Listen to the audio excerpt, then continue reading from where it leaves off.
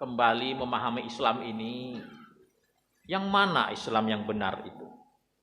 Jangan sampai kita menuduh Islam ini Wahabi, padahal dia penegak sunnah. Mengatakan Wahabi sesat. Muhammadiyah itu dulu dikatakan Wahabi, Pak. Seperti persis, Pak, Persatuan Islam. Sekarang di Indonesia ini sudah cukup banyak orang-orang yang ingin mengembalikan pemahaman kepada sunnah. Banyak, Pak. Kaum salaf di Indonesia ini sudah banyak. Kenal dengan salafi itu sama dengan Muhammadiyah, Bapak Ibu. A'udzu billahi minasy syaithanir rajim. Bismillahirrahmanirrahim. Bismillahirrahmanirrahim. Assalamualaikum warahmatullahi wabarakatuh. Innal hamdalillah nahmaduhu wa nasta'inuhu wa nastaghfiruh wa na'udzu billahi min syururi anfusina wa min sayyiati a'malina. May yahdihillahu fala mudilla lahu wa may yudlil fala hadiya lahu.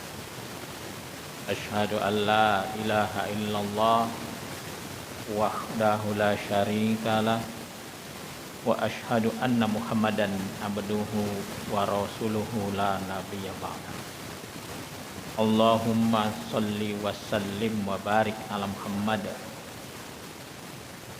wa ala alihi wa sahbihi ajma'in.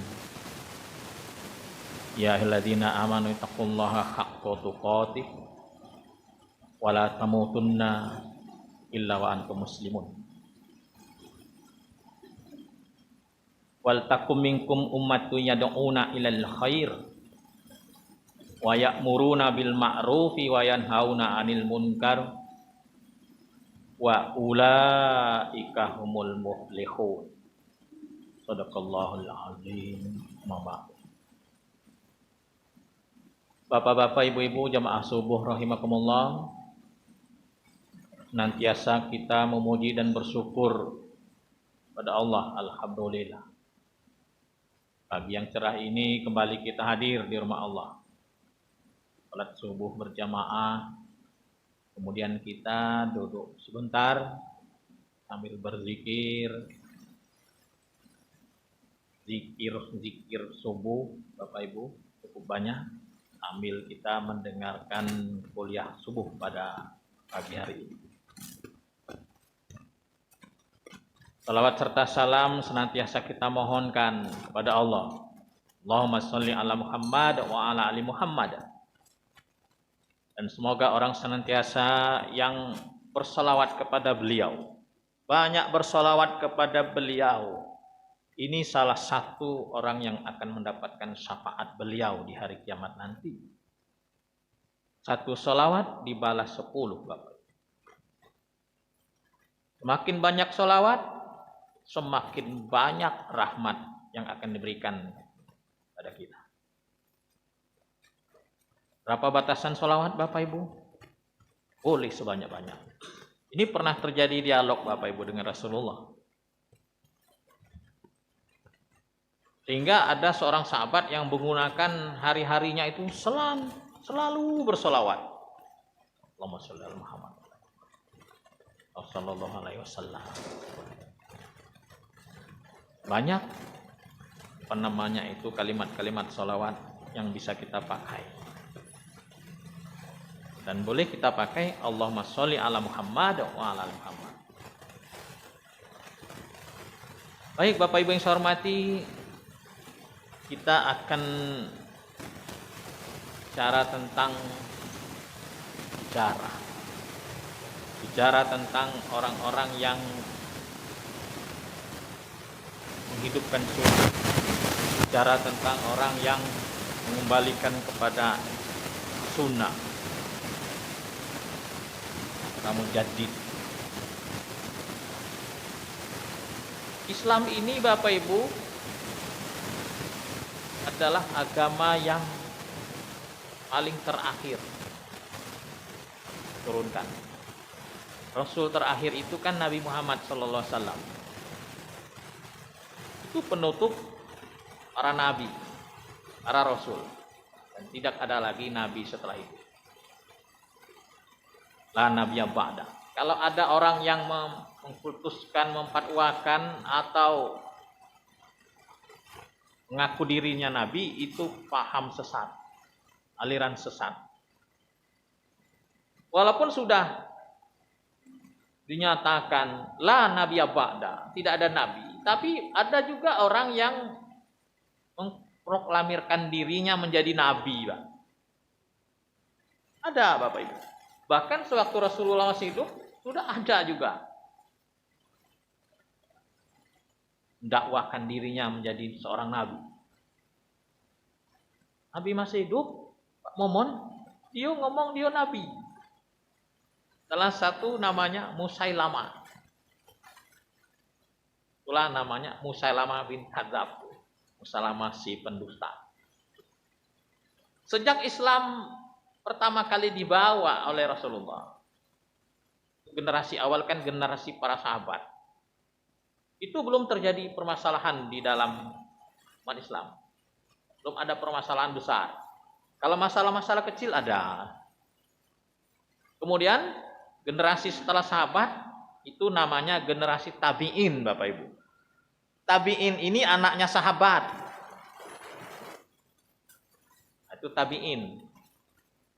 Kemudian cucunya sahabat, kan setelah sahabat itu punya anak. Sahabat namanya tabi'in. Cucunya sahabat itu tabi'in. Anaknya tabi'in. Nah, sewaktu tabi'in ini Rasulullah sudah wafat. Kalau di zaman sahabat Rasulullah masih menyertai sahabat. Permasalahan bisa langsung ditanyakan kepada Rasulullah. Ada juga permasalahan Islam sewaktu itu ditanyakan kepada Rasul langsung. Dan dua-duanya terkadang dibenarkan oleh Rasulullah. Bapak Ibu yang saya hormati, waktu terus berjalan. Masa tabi'in berakhir. Terus abad ke-1, abad ke-2, abad ke-3. Sehingga Islam ini berkembang, pemahamannya berkembang. Muncul aliran-aliran di dalam Islam, Pak. Bermula muncul aliran di dalam Islam, ini adalah konflik internal dalam tubuh umat Islam. Bukan eksternal, bukan dari dalam. Dari internal. Mulai dari pemilihan khalifah itu sudah ada bibitnya itu, Pak. Pemilihan khalifah. Pertama kan Abu Bakar As-Siddiq. Belum ada. Kemudian Umar menjadi khalifah. Itu tidak lama, Pak. Abu Bakar sebentar, Umar sebentar. Kemudian siapa Pak yang ketiga, Pak? Utsman bin Affan. Orang kaya. Nah, sewaktu Utsman ini mulai terjadi perdebatan. Kemudian yang terakhir baru yang terakhir siapa, Pak? Ali bin Abi Thalib. Ali dengan Rasulullah ini masih keluarga, Bapak. Nah, pendukung Ali ini banyak, Bapak Ibu. Nah, dari situ perseteruan muncul. Kemudian terus Islam berkembang. Terjadi perpecahan di tubuh umat Islam karena banyaknya pemahaman, banyaknya dukungan politik waktu itu. Islam berkembang. Sampai 1 abad. 100 tahun Islam. 100 tahun setelah Rasulullah wafat, ada mujadid yang muncul. Karena Rasulullah sewaktu masih hidup ini sudah memprediksi, Bapak Ibu, setiap 100 tahun umat Muhammad itu ada seorang mujaddid. Orang yang akan membela Islam. Nah, ini Pak. Abad kedua muncul lagi tokoh yang membela umat Islam. Abad ketiga sampai abad ke-20 ini terus bermunculan tokoh-tokoh. Walaupun itu tokohnya itu tidak satu Pak. Jadi setiap abad 100 tahun sekali akan muncul seorang tokoh pembela Islam. Abad ke-1 itu dikenal dengan siapa mujaddidnya Pak? Kalau ada yang tahu Pak? Umar bin Abdul Aziz. Nah, itu mujaddid yang pertama. Ini bisa kita lihat di dalam buku-buku sejarah.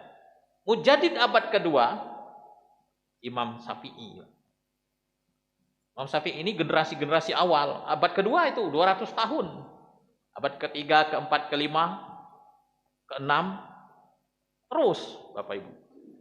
Memang di dalam perjalanan sejarah, Islam ini tidak pernah sepi dari kesyirikan, bid'ah, khurafat. Karena ada juga pengaruh eksternal masuk ke dalam tubuh umat Islam ini ada Bapak Ibu. Seperti masuknya paham-paham agama lain ke dalam Islam. Ini banyak. Paham-paham Hindu masuk ke dalam Islam. Itu yang namanya sinkritisme. Dia dulu penganut Hindu, dia dulu penganut animis, kemudian dia masuk Islam Bapak Ibu. Nah, pemahamannya itu masih dia bawa. Ini banyak. Sampai hari ini.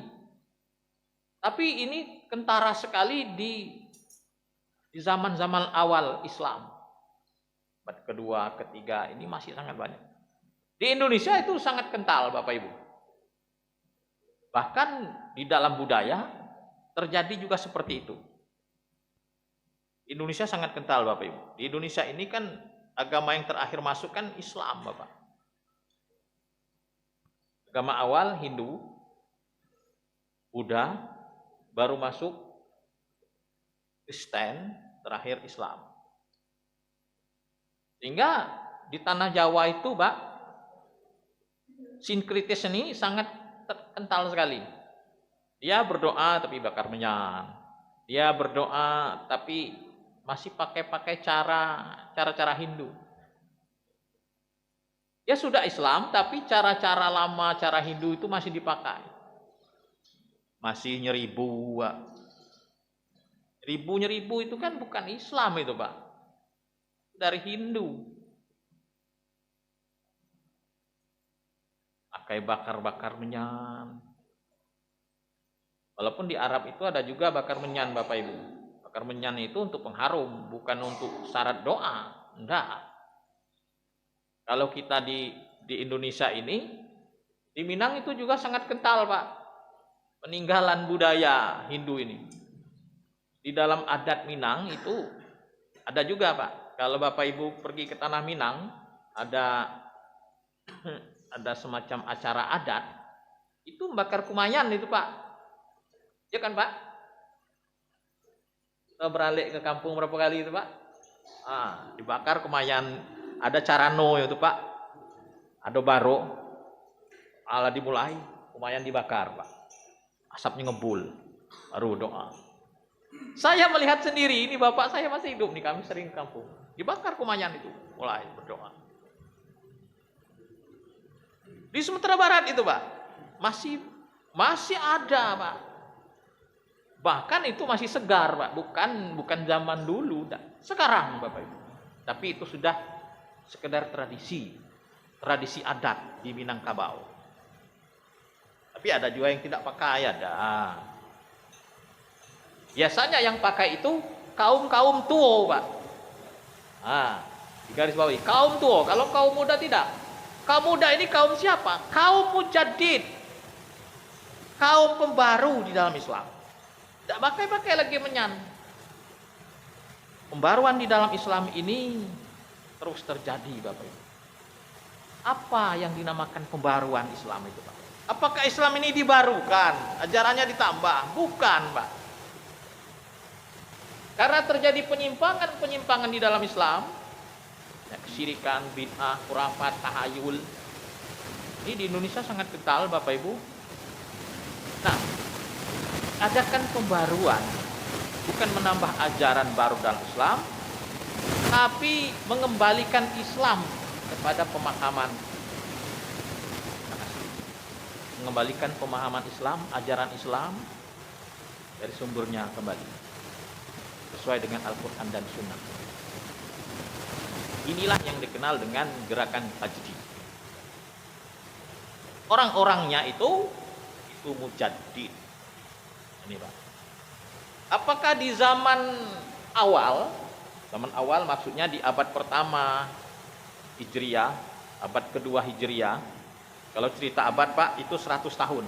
Satu abad itu 100 tahun. Jadi abad pertama 100 tahun perjalanan Islam mulai dari Rasulullah hijrah, nah itu hitungan abad di dalam Islam itu dihitung dari Rasulullah hijrah ke Madinah. 100 tahun perjalanan Islam itu banyak terjadi penyimpangan-penyimpangan. Timbul aliran-aliran di dalam Islam. Ada Murji'ah, ada Qadariyah, ada Jabariyah, ada Khawarij. Dari sekte-sekte ini berkembang, pecah lagi. Ada Syiah. Sampai hari ini masih berdiri sekte-sekte sesat. Termasuk Syiah. Syiah itu ada yang mengatakan bukan Islam. Karena dia azannya lain, Pak. Tidak sama azan kita. Syiah itu kuatnya di negara Iran. Beda dengan negara tetangganya, Irak. Irak itu Sunni. Salah satu terjadi perselisihan antara Irak dan Iran adalah paham. Irak dan Iran itu kan seperti itu dulunya. Memang terjadi konflik itu banyak masalah Bapak Ibu. Salah satunya adalah perbedaan paham. Kalau Iran itu dia Syiah, kalau Irak itu dia Sunni. Bapak Ibu yang saya hormati, sekte-sekte ini Bapak Ibu lebih identik dikatakan aliran sesat Bapak Ibu. Aliran sesat. Bahkan di Indonesia aliran sesat ini banyak Bapak Ibu. Sampai kesesatannya itu nyata, tidak mengakui Rasulullah. Sampai kesesatannya itu nyata, memproklamirkan ada lagi nabi. Membuat ajaran-ajaran baru di dalam Islam. Ini. Nah, hari ini Bapak Ibu, di akhir zaman terjadi fitnah. Setiap sekte, setiap pemahaman di dalam Islam itu ini ada pendukung-pendukungnya Bapak Ibu. Kaum tua itu ada pendukungnya. Kaum muda ada pendukungnya. Kaum tua, istilah kaum tua, kaum muda ini Bapak Ibu. Kaum tua itu kaum-kaum tradisi. Kalau kaum muda, ini kaum-kaum mujaddid, kaum-kaum pembaru di dalam Islam. Di Indonesia, pembaru-pembaru Islam ini sudah sangat banyak Bapak Ibu. Tapi hari ini terjadi fitnah untuk kaum-kaum muda, kaum-kaum pembaru. Apa fitnahnya? Orang-orang yang ingin mengembalikan Islam kepada pemahaman yang benar, itu dikatakan orang sesat, Wahabi. Wahabi. Sebenarnya ada dua Wahabi, Pak. Wahabi mana yang sesat itu? Nah, ini kan menjadi masalah. Ternyata terjadi pemutarbalikan fakta. Muhammadiyah ataunya Wahabi. Orang-orang salaf Wahabi. Kita harus lihat kembali sejarah. Kita lihat kembali sejarah Bapak Ibu. Baik Bapak Ibu. Pemahaman pembaruan Islam ini bermula dari negeri Arab sebenarnya. Mujaddid itu timbulnya dari Timur Tengah awal-awalnya. Bukan dari Indonesia Pak. Dari Timur Tengah. Dari negara asal Islam itu sendiri. Umar bin Abdul Aziz, Imam Syafi'i, Imam Ahmad. Oh, kemudian satu ulama terkenal, Mujaddid Islam, Hujatul Islam, jadi Islam, seorang pembaru Islam, itu Ibnu Taimiyah namanya. Ini kalau kita belajar tentang pembaruan Islam, Ibnu Taimiyah ini tidak pernah tinggal ini Pak Asbi. Pasti disebut Ibnu Taimiyah ini. Tapi kalau kaum tua, ini Ibnu Taimiyah ini dikatonyo Pak. Bahkan orang Indonesia ada yang berani ngatoi Ibnu Taimiyah ini.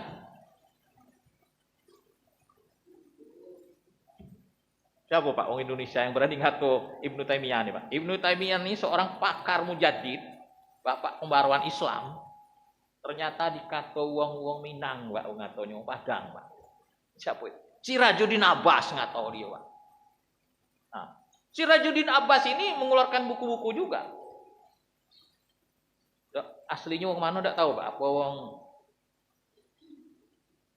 Apa orang Bukit Tinggi, apa orang Maninjau. Itu litingan kakek kita itu. Hah? Orang mana? Rosiano ya. Yang mengeluarkan buku juga. Itu kalau bukunya itu dibawa literatur untuk muat skripsi, Asbi, ditoret loh Pak. Wah, itu Pak Tohlon. Nah, kalau kita cerita Muhammadiyah di Linggau nih Pak, kan Pak Tohlon itu pernah menjadi pimpinan wilayah Pak ya. Saya dulu mahasiswanya. Saya dulu belum begitu paham Pak. Kalau buku yang ini masukkan dalam literatur untuk skripsi. Periksa oleh Pak Tohlon. Aduh, Sirajuddin Abbas itu Pak. Literatur saya itu salah satunya. Woi, ngamuk-ngamuk dia Pak. Tahu kau siapa Sirajuddin Abbas ini? Wah, bentar juga Pak. Setelah saya pelajari, wah Sirajuddin Abbas ini rombongan kaum tua ternyata. Sedangkan kita, termasuk saya, termasuk aliran pembaru. Wong yang memang anti bid'ah. Tang Pak Tohlon coretnya Pak. Tahu siapa Sirajuddin Abbas? Ini tidak masuk dalam literatur nih. Keras Pak Tohlon itu Pak. Sekarang sudah meninggal dunia. Belum lama ini. Sering dia ke Linggau waktu itu Pak. Dalam rangka acara Muhammadiyah. Nah Bapak Ibu yang saya hormati. Ibnu Taimiyah itu di abad ke-6. 661 Hijriah. Lama itu Pak. 1263 Masehi. Wafatnya itu 1328 Masehi. Sudah lama. Lama itu. Nah kemudian terus bergilir waktu. Lahir terus para mujaddid termasuklah Hujatul Islam, Imam Al-Ghazali. Banyak lahir. Kemudian Bapak Ibu pada tahun 1115 Hijriah atau 1700. Nah, jarak dengan Ibnu Taimiyah ini sudah cukup lama, Pak. Itu lahir pula seorang tokoh yang fenomenal di Saudi Arabia, di negara Arab itu, namanya Muhammad bin Abdul Wahab. Muhammad bin Abdul Wahab ini sangat fenomenal Bapak Ibu. Inilah yang dituduh oleh orang-orang kaum tua sebagai Wahabi. Padahal Muhammad bin Abdul Wahab ini adalah seorang tokoh yang mengembalikan pemahaman Islam yang benar. Memang luar biasa Bapak Ibu. Para ahli-ahli bid'ah, para ahli kemusyrikan, orang-orang musyrik ini, kaum-kaum tua, disebut kaum tua, ini paling tidak senang dengan Muhammad bin Abdul Wahab ini Pak. Dikatanya Muhammad bin Abdul Wahab ini Wahabi. Sampai hari ini. Kalau ada orang yang ngomong Wahabi, berarti dia itu tidak tahu siapa Wahabi itu. Memang Bapak Ibu, ada seorang hampir mirip namanya. Ada Wahabnya juga, Abdul Wahab juga. Tapi bukan Abdul Wahab, Muhammad bin Abdul Wahab. yang lahir pada tahun 1115 Hijriah ini bukan. Ada juga seorang tokoh Wahbiyah, seorang tokoh namanya Abdul Wahab bin Rustum. Ini lahirnya Lamo. Bukan litingan Muhammad bin Abdul Wahab yang lahir di Saudi, bukan. Abdul Wahab bin Rustum ini lahir di abad 2 Hijriah. Ini sekte sesat yang dibawanya nih, Pak. Sekte bagian dari Khawarij, Wahbiyah. Nah, hari ini atau sewaktu zamannya Muhammad bin Abdul Wahab, orang dituduh Wahabi. Padahal bukan Wahabi yang itu. Wahabi yang sesat itu memang ada, Bapak Ibu. Itu di zamannya atau di abad kedua Hijriah. Dari Afrika Utara atau tahun 190 Hijriah. Tepatnya itu. Dan aliran Wahbiyah ini sudah divonis sesat oleh seorang ulama tentang sesatnya paham Wahbiyah ini, yang wafat tahun 478 itu adalah Imam Al-Lahmi namanya, rahimahullah. Dan yang membawakan fatwa Imam Al-Lahmi ini adalah Imam bin Yarisi.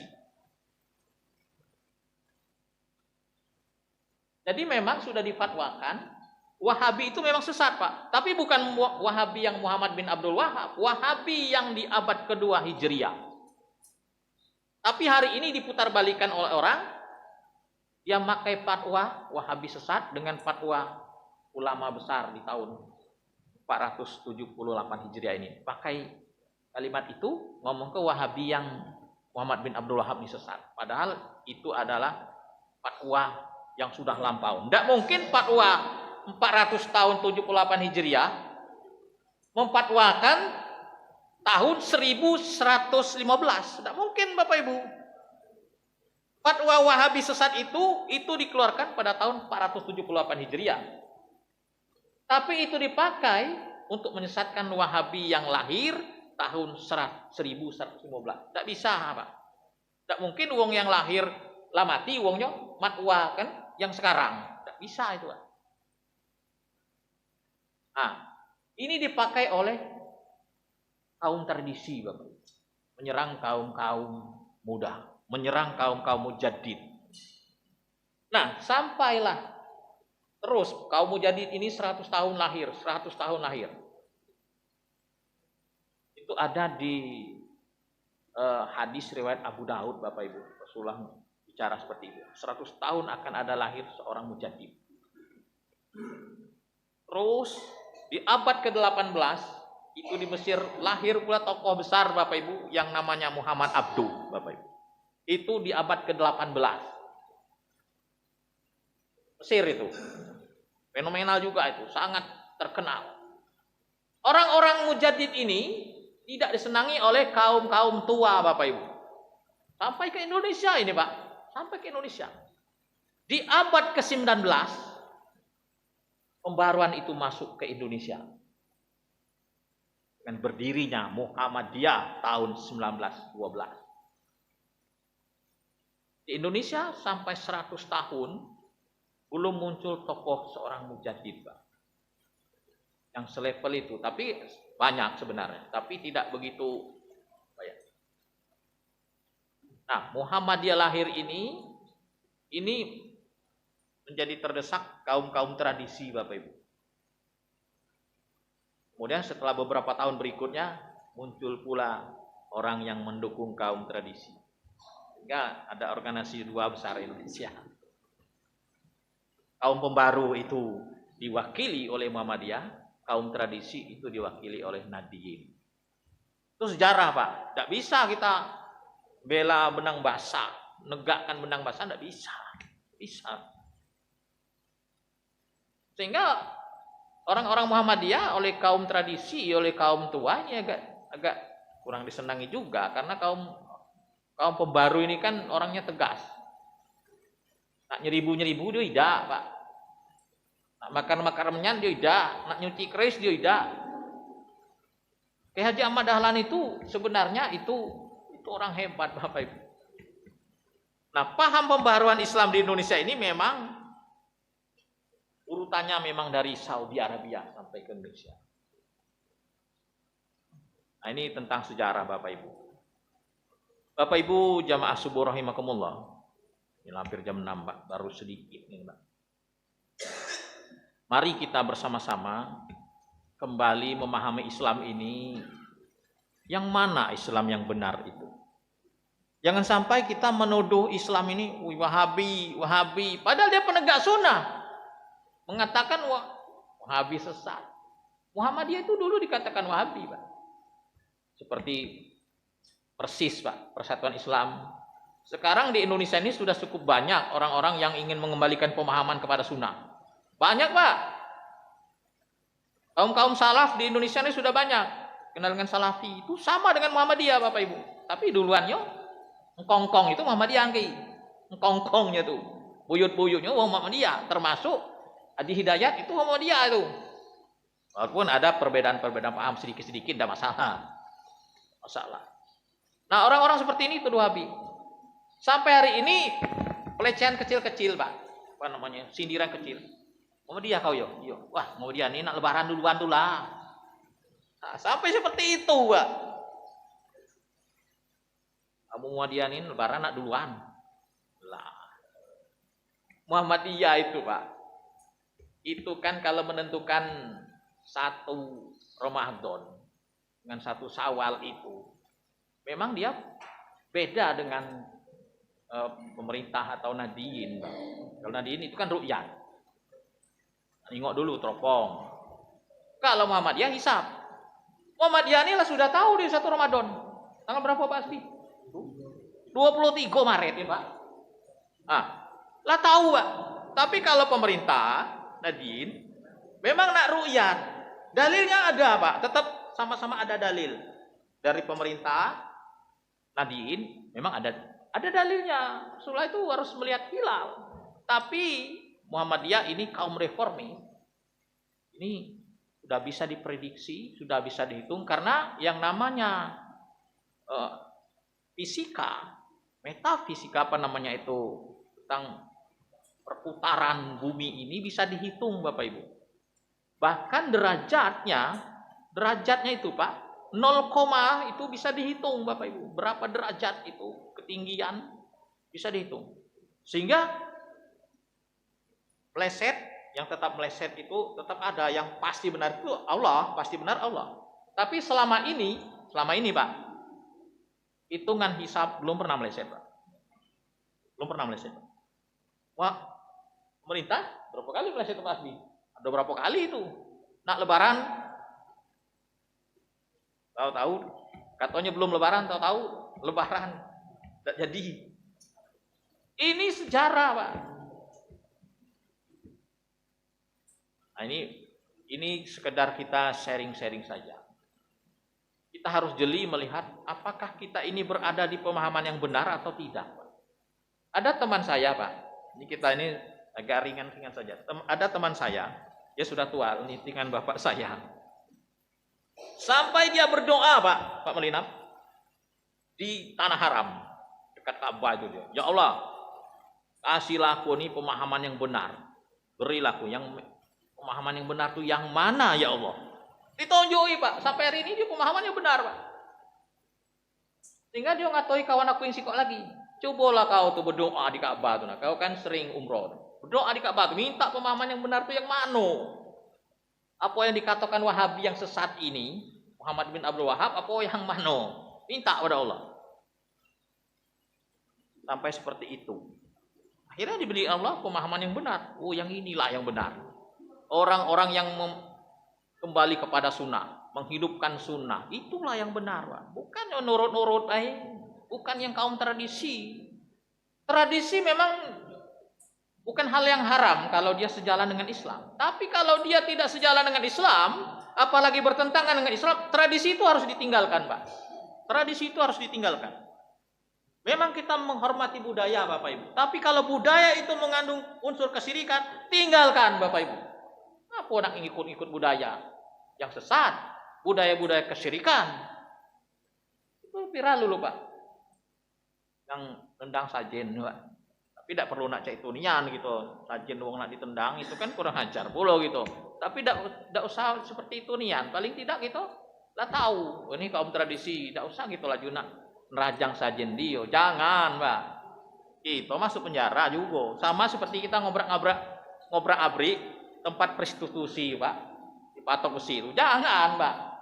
Cukup kita ngomong pucuk mimbar. Dem lah, haram ke patok besi. Dem. Tidak usah nak diobrak-abrik. Kita selesai Pak.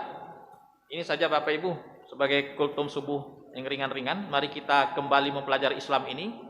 Karena Islam ini kalau tidak kita pelajari, tidak kita pahami, kita bisa jadi berada pada pemahaman-pemahaman yang salah. Berada di pihak-pihak yang tidak benar Bapak Ibu. Kalau bisa kita minta kepada Allah, kita ini tetap pada pemahaman dan Islam yang benar. Yang benar dari Allah. Terima kasih. Wassalamualaikum warahmatullahi wabarakatuh.